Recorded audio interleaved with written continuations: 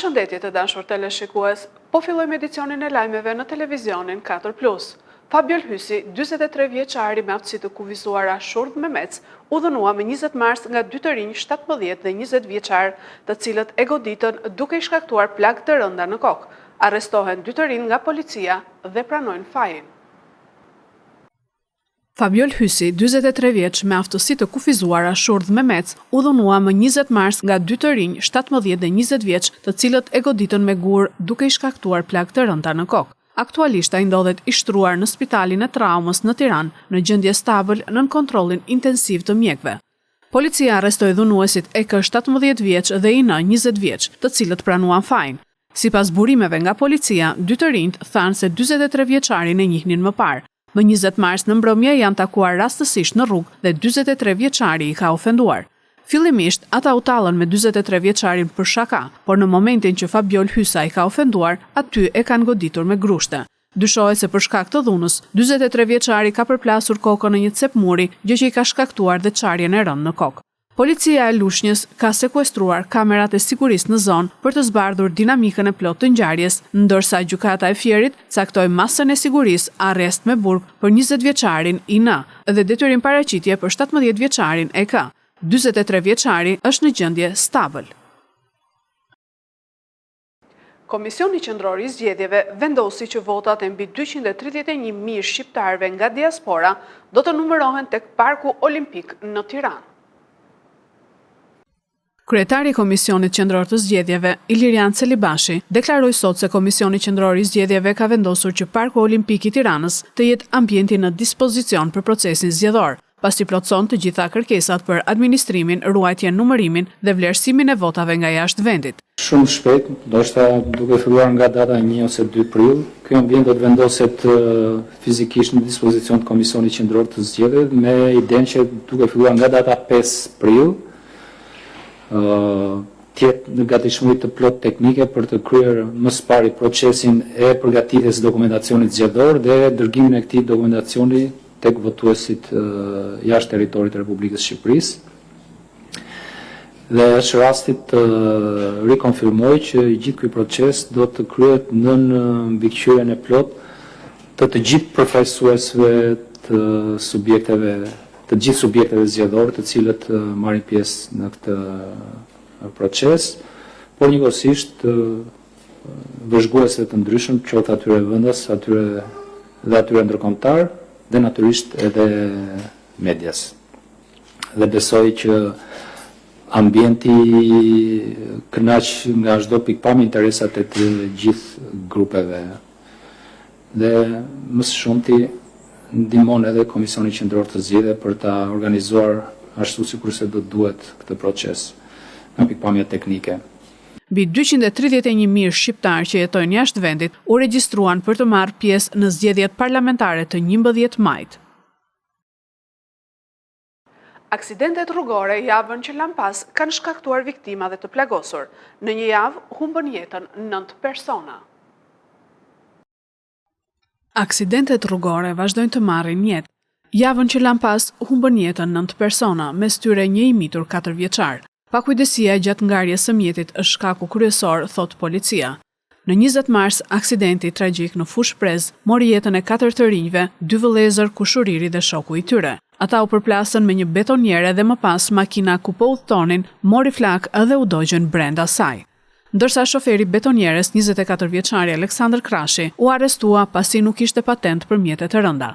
Në të njëjtën ditë, një aksident ndodhi në aksin Burrell Klos, ku një furgon përplasi një fëmijë 4 vjeçar që po kalonte rrugën për të shkuar në banesën e tij. Më pas ai u dërgua në spital me urgjencë drejt Traumës në Tiranë, por për shkak të plagëve të rënda ndroi jetë.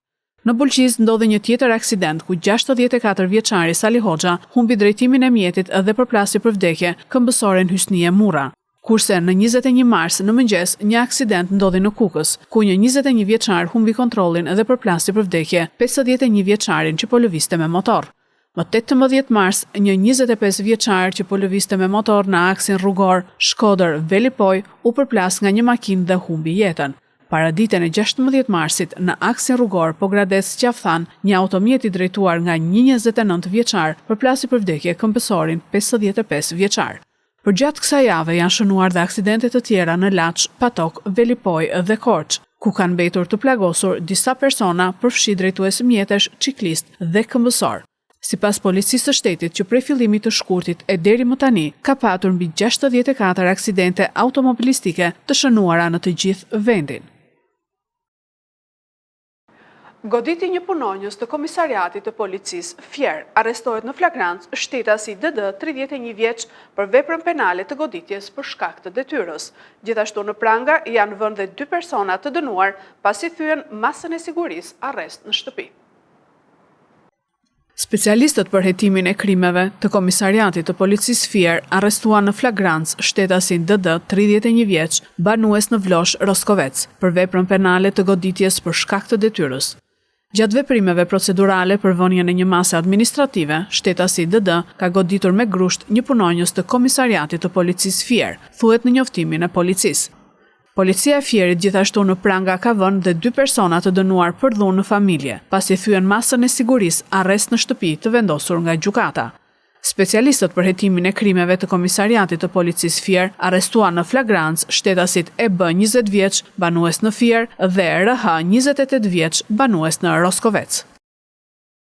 Ambasada Amerikane në Tiranë bëri publik mesazhin e sekretares së sigurisë kombëtare të Shteteve të Bashkuara Kristi Noem në emër të presidentit Donald Trump. Kriminalët s'kan vend këtu, aplikoni sakt për vizpune ose do të kapeni.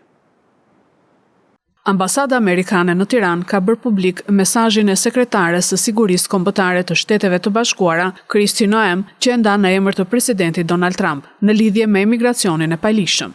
Ajo thekson se kriminalët nuk janë të mirëpritur në SBA, por duhet të bëhen aplikime të sakta të vizave të punës apo ato studentore. Sekretarja e Sigurisë Kombëtare të Shteteve të Bashkuara, Kristi Noem, sqaron se nëse përpiqeni të hyni në mënyrë të paligjshme, do të kapeni dhe nuk do të ktheheni më kurrë. I'm Kristi Noem, the United States Secretary of Homeland Security.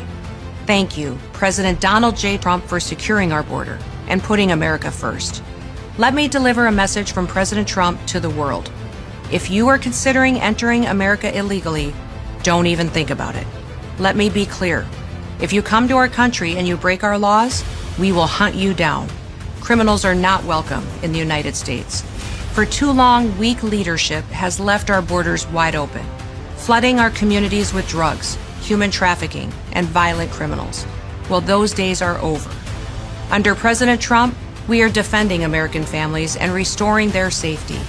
If you try to enter illegally, you will be caught, you will be removed, and you will never return. Follow the law, and you'll find opportunity. If you break it, you'll find consequences. Strong borders mean a stronger America. President Trump is making America safe again. Këto ishin lajmet tona për sot. Lajmet i gjeni dhe në internet në website-in 4plusmedia.tv. Bashk, mirupafshim.